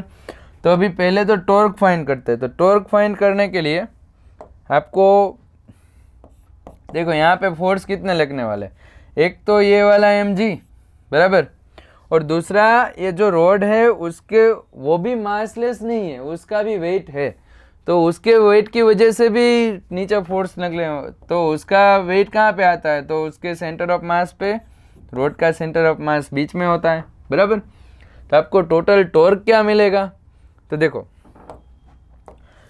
इसकी वजह से, ये फोर्स की वजह से टॉर्क क्या, टॉर्क का फॉर्मूला क्या है, force into perpendicular distance from axis of rotation. तो ये फोर्स कितना है, mg, और एक्सिस ऑफ रोटेशन तो यहाँ पे है, बराबर। तो यहाँ से ये डिस्टेंस क्या है, L। ये टॉर्क किसकी वजह से आया, ये वाले फोर्स के ऊपर, ये वाले फोर्स की वजह से कितना टॉर्क आएगा, तो mg force into distance, distance कितना है, L/2, okay. L/2 distance divided by I मतलब मोमेंट ऑफ इनर्शिया, पूरी जो सिस्टम है उसका मोमेंट ऑफ इनर्शिया क्या होगा। तो देखो ये जो बॉल है उसका तो सिंपल है ml², okay. Axis of rotation से डिस्टेंस क्या है, L, और मास क्या है, mr² डायरेक्ट, बराबर। लेकिन ये रोड का क्या होगा, तो रोड के लिए अगर रोड का एक्सिस ऑफ रोटेशन उसके एंड पे है तो उसका फॉर्मूला है ml²/3, बराबर।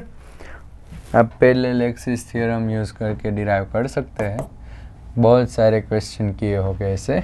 ओके चलो, तो अभी इसमें से क्या क्या कैंसिल हो रहा है, कैंसिल करो, जो भी कैंसिल हो रहा है वो m कैंसिल हो जाएगा, बराबर। एक l कैंसिल हो जाएगा, यहाँ पे एक l रहेगा। तो ऊपर क्या बचा अभी, g plus g by two मतलब 3g/2, और नीचे क्या बचा, तो l प्लस l बाई 3 मतलब 4l/3। ओके, तो ये 3 को ऊपर ले जाओ, 2 को नीचे ले आओ, 9g/8l, 9g/8l। ओके चलो, अभी ये एक क्वेश्चन है, इसमें आपको प्रोसेस दी है, cyclic process ABCD is shown in figure, और उसका PV डायग्राम हमें दिया है। Which of the following curves represent the same process? तो ये चार में से ये प्रोसेस का कर्व कौन सा है, देखो ये PV ग्राफ है, हमें PT ग्राफ बनाना है। चलो यही जो ग्राफ है ना, इसका हम PT ग्राफ बना लेते हैं। ये PV ग्राफ है ना, इसका PT ग्राफ बना लेते हैं। ओके, तो यहाँ पे हम रख रहे प्रेशर, ये टेम्परेचर। ओके, देखो अभी A से B, ये वाली जो प्रोसेस है A से B, ओके, ये डायरेक्शन में हो रही है A से B, और आप देख सकते हैं कि यहाँ पे है ना प्रेशर कांस्टेंट रह रहा है, मतलब ये जो प्रोसेस है वो कौन सी प्रोसेस है, आइसोबारिक प्रोसेस है। ओके चलो, A से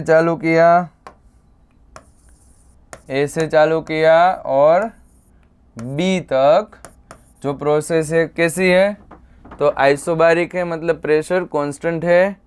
फिर ये B से C, ये वाली जो प्रोसेस है उसमें आप देख सकते हैं कि देखो प्रेशर वॉल्यूम दोनों चेंज हो रहा है, लेकिन ये ग्राफ है ना वो आइसोथर्मल का है, मतलब टेम्परेचर कांस्टेंट रहना चाहिए। ओके चलो, ये टेम्परेचर कांस्टेंट मतलब ये हो गया B to C, बराबर। अभी C से D हम देख सकते हैं कि वॉल्यूम कांस्टेंट रह रहा है। ओके, ये PV ग्राफ में C से D वॉल्यूम कांस्टेंट रह रहा है।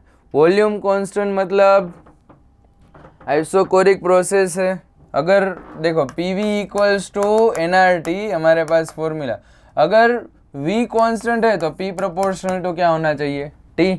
तो फिर PT ग्राफ क्या आएगा ये प्रोसेस के लिए जिसमें वॉल्यूम कांस्टेंट है, तो इसमें ऐसे लीनियर ग्राफ आएगा। ओके, लीनियर ग्राफ आएगा, और उसके बाद फिर से आइसोथर्मल प्रोसेस है। देखो तो ये आइसोथर्मल प्रोसेस है, ये हो गई आइसोथर्मल प्रोसेस, ये पॉइंट D। ओके, तो ऐसी कोई प्रोसेस होनी चाहिए, कौन सी है यहाँ पे, ये फर्स्ट वाली।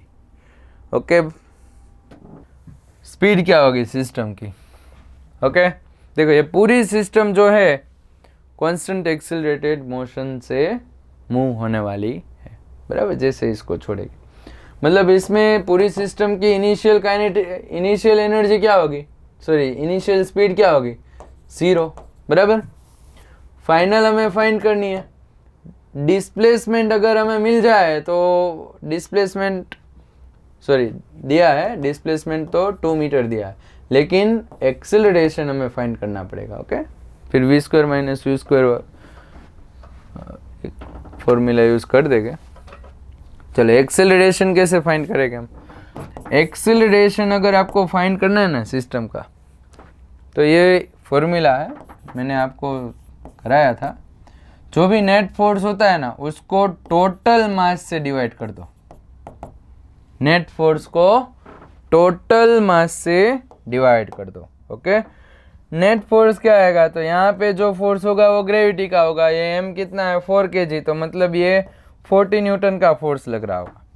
और यहाँ पे आप देख सकते हैं कि म्यू की वैल्यू दी, मतलब फ्रिक्शन है, फ्रिक्शन की वजह से ये डायरेक्शन में फोर्स लगेगा, फ्रिक्शन का होता है म्यू mg। ओके, तो म्यू है 0.5, m की वैल्यू क्या है 6, और g ले लेते हैं 10, मतलब ये हो गया 30, बराबर।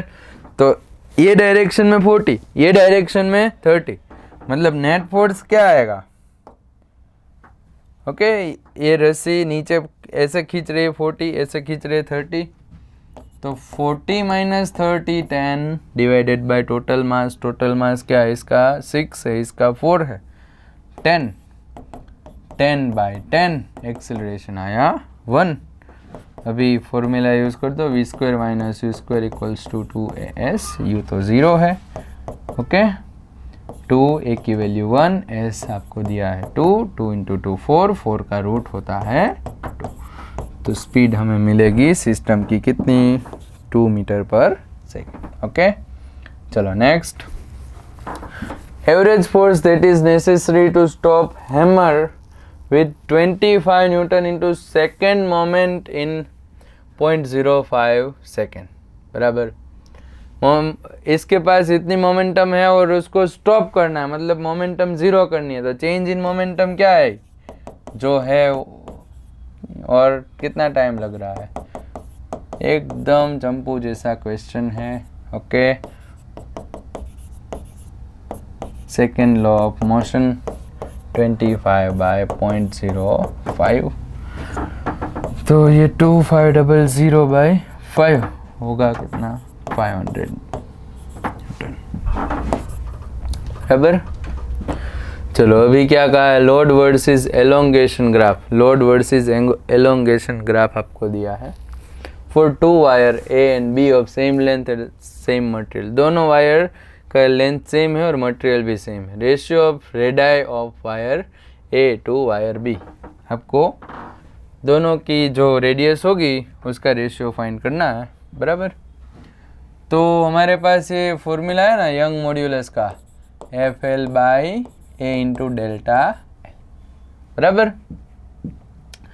देखो दोनों वायर है, उसका मटेरियल सेम है, मतलब वाई क्या है? कांस्टेंट है। फिर कहा है कि लेंथ भी सेम है, लेंथ भी कांस्टेंट है। तो यहाँ पे ये जो एरिया है वो किसके ऊपर डिपेंडेंट है? फोर्स अपॉन एलोंगेशन के ऊपर, बराबर। Force upon elongation, load upon elongation. और आप देख सकते हैं लोड कहाँ पे है? वाई एक्सिस पे, एलोंगेशन है एक्स एक्सिस पे। तो अभी फोर्स अपॉन एलोंगेशन ये किसके बराबर होगा? ओके, ये लीनियर ग्राफ है ना, और इसके लिए एंगल भी दिया है, तो tan थीटा के बराबर हो जाएगा कि नहीं? बराबर। ये मेन कॉन्सेप्ट है, ये पता चल गया आपको तो ख़त्म बात, बराबर। फोर्स अपॉन एलोंगेशन क्या होगा? ये जो ग्राफ दिया है उसका स्लोप, बराबर। तो अभी ये है प्रोपोर्शनल टू tan थीटा, मतलब area proportional to tan theta. अभी एरिया जो है वो तो रेडियस के स्क्वायर के प्रोपोर्शन में होता है, बराबर के नहीं? Area equals to pi are square, मतलब एरिया प्रोपोर्शनल टू, हमें देखो रेडियस फाइंड करनी है इसलिए मैंने ये लिया। तो आर स्क्वायर प्रोपोर्शनल टू क्या आएगा? tan थीटा, बराबर। R square proportional to tan theta मतलब R proportional to root tan theta आएगा, बराबर। R proportional to root tan theta. तो R A upon R B equals to under root tan theta A divided by tan theta B, okay. तो theta A क्या है? 30 degree, तो tan 30, और theta B क्या है? बी के लिए है थीटा 60 डिग्री, ओके। तो ये 1/√3 और यहाँ पे नीचे √3, मतलब 1/3। हमारा आंसर आएगा 1/√3, बराबर। 1/√3 इज द करेक्ट आंसर। चलो अभी यहाँ पे क्या कहा है? Conical pendulum is moving in a circle with angular velocity omega is shown. If tension in the string is T, which of the following equation is correct? कौन सा equation correct है वो आपको फाइंड करना है, ओके। चलो यहाँ पे क्या होगा? ये टेंशन होगा, बराबर। ये डायरेक्शन में टेंशन, टेंशन के दो कंपोनेंट ले लो, एक तो ये टी कॉस थीटा और ये हो गया टी साइन थीटा। और ये T sine theta towards the centre है, इसका मतलब है सेंट्रीपिटल फोर्स है। टी साइन थीटा क्या है? Centripetal force, m omega square r. हमें क्या फाइंड करना है? हमें रिलेशन कौन सा राइट है वो चेक करना है। ओके, तो अभी आर मतलब क्या? ये वाली रेडियस, बराबर। तो ये रेडियस हम कैसे फाइंड करें? अभी अगर ये रेडियस हमें फाइंड करनी है तो कैसे फाइंड करेंगे? देखो, ये आपको जो ट्रायंगल दिख रहा है उसमें ये वाली लेंथ है वो है एल, हाइपोटेनियस हो गया। और ये जो रेडियस है वो तो ऑपोजिट साइड है ना, तो ऑपोजिट साइड हमें फाइंड करनी, हाइपोटेनियस दिया है। ओके, तो ऑपोजिट साइड क्या होती है? तो हाइपोटेनियस इंटू साइन थीटा, याद रखो। Okay, opposite side hypotenuse into sine theta और एडजेसेंट साइड होती है हाइपोटेनियस इंटू कॉस थीटा। चलो, तो अभी आर क्या लेना है हमें? L sine theta. तो ये साइन थीटा कैंसिल करो, टी मिल गया हमें M omega square L. T की value M omega square L, option है इज करेक्ट आंसर। चलो, अभी क्या कहा था? Torque acting on a wheel about centre. चलो, टॉर्क कितना लग रहा होगा? तो देखो, दो फोर्स है, दोनों फोर्स टॉर्क लगा रहे होंगे और दोनों फोर्स देखो कौन कैसे डायरेक्शन में फोर्स लगा रहे हैं। तो दोनों फोर्स ट्राई कर रहे हैं कि ये जो व्हील है वो एंटी क्लॉकवाइज घूमे, बराबर। ऐसा देखो, दोनों फोर्स है और उसके टॉर्क है हो गया outward. Okay, right hand thumb rule के हिसाब से। तो यहाँ पे हमें दोनों के टॉर्क ऐड करने हैं और टॉर्क हो गए क्या? Torque is equals to force into perpendicular distance. Okay, तो टॉर्क 1 क्या आएगा? टॉर्क 1 होगा फोर्स 1 इंटू डिस्टेंस। फोर्स 1 क्या है? 3, और ये डिस्टेंस टोटल कितना है? 2 मीटर, बराबर 2। और दूसरा टॉर्क क्या आएगा? तो ये सेकेंड फोर्स है वो है 2 न्यूटन और कितने डिस्टेंस पे लग रहा है? 1 मीटर के, बराबर 1 मीटर है डिस्टेंस। तो ये 6 ये 2, तो टोटल क्या आएगा? दोनों का एडिशन 8 हो गया हमारा आंसर, बराबर। Body of mass 4 kg is at rest on horizontal table. The coefficient of friction between the body and the table is 0.2. Body का मास क्या है? 4 kg, टेबल पे रेस्ट पे है। कोएफिशिएंट ऑफ फ्रिक्शन आपको दिया है, देखो ये बॉडी, उसका वेट है 4 kg, म्यू की वैल्यू हमें दी है 0.2। Horizontal force of 6 Newton is applied on the body, acceleration of the body, इस पे फोर्स लग रहा है कितना? तो 6 न्यूटन, बराबर। तो एक्सेलरेशन क्या होगा? एक्सेलरेशन फाइंड करने के लिए फॉर्मूला नेट फोर्स अपन टोटल मास। तो पहले तो नेट फोर्स निकालना पड़ेगा। यहाँ पे फोर्स लग रहा है तो ये डायरेक्शन में फ्रिक्शन आएगा और फ्रिक्शन होगा कितना? Mu m g. तो म्यू कितना है? 0.2, एम कितना है? 4, जी कितना है? 10, मतलब ये हो गया कितना? 8। अभी सोचो आप, कभी भी फ्रिक्शन एक्सटर्नल फोर्स से ज़्यादा होता है। ये एक्सटर्नल फोर्स है, ये फ्रिक्शन है। क्या फ्रिक्शन कभी भी एक्सटर्नल फोर्स से ज़्यादा होगा? हो ही नहीं सकता। तो मैक्सिमम ये फोर्स अगर 6 न्यूटन है तो फ्रिक्शन भी क्या होगा? 6 न्यूटन, बराबर। बॉडी हिलेगी ही नहीं। ओके, मैक्सिमम स्टैटिक फ्रिक्शन क्या है? 8 न्यूटन। 8 न्यूटन से ज़्यादा फोर्स होगा तो ही बॉडी मूव होने वाली है। यहाँ पे तो मूव होने वाली ही नहीं है। एक्सेलरेशन क्या होगा? 0, बराबर। Moment of inertia of uniform circular disc about diameter is I. ये डायमीटर के अलोंग क्या है? आई मतलब ये फॉर्मूला क्या होगा इसका? mr²/4। Okay, mr²/4। Its moment of inertia about an axis perpendicular to plane. Plane को परपेंडिकुलर होनी चाहिए and passing through point on its rim. Rim, चलो ये रिम है, रिम के पॉइंट से ऐसे एक एक्सिस निकल रही है, तो उसके लिए मोमेंट ऑफ इनर्शिया क्या होगी? चलो इसको मैं बोल देता हूँ आई डैश. अगर मुझे ये आई डैश फाइंड करना है तो यहाँ पे जो एक्सिस निकलती है उसके लिए मोमेंट ऑफ इनर्शिया होती है, चलो इसको आई डैश बोल देता हूँ, इसको आई डबल डैश बोलूँगा. तो इसके लिए मोमेंट ऑफ इनर्शिया क्या होगी? mr²/2, बराबर के नहीं फॉर्मूला. और अभी ये एक्सिस कितनी दूर आई? r जितनी दूर आई, बराबर. तो ये क्या होगा? mr²/2 plus mr², parallel axis theorem, बराबर.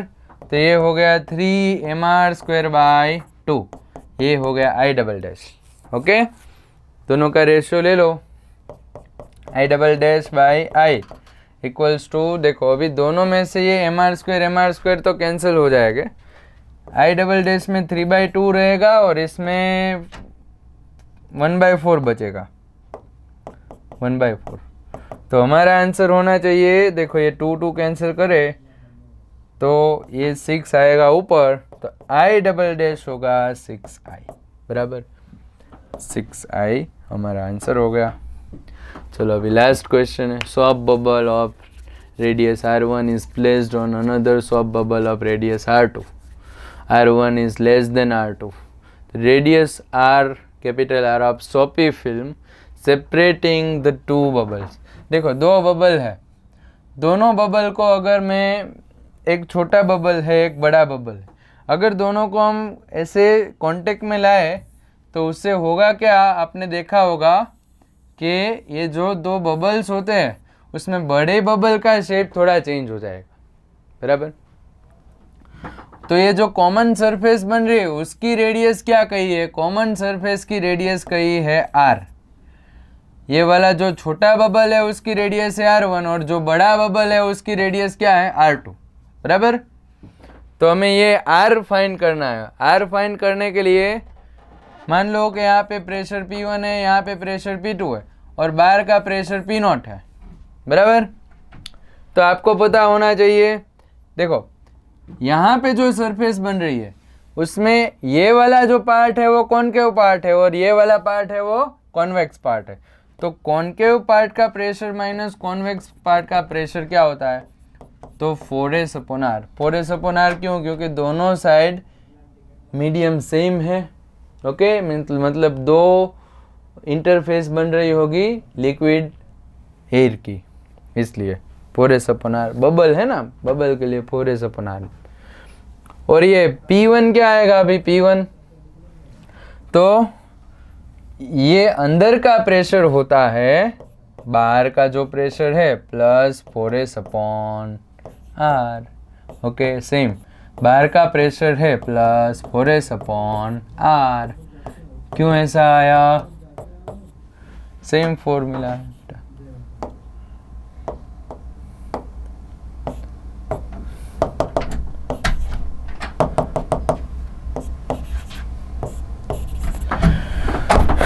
अंदर का प्रेशर माइनस बाहर का प्रेशर इक्वल्स टू 4s/r. तो अंदर का प्रेशर क्या आएगा? PO प्लस, बराबर. इसके ऊपर से ये दोनों फॉर्मूला है.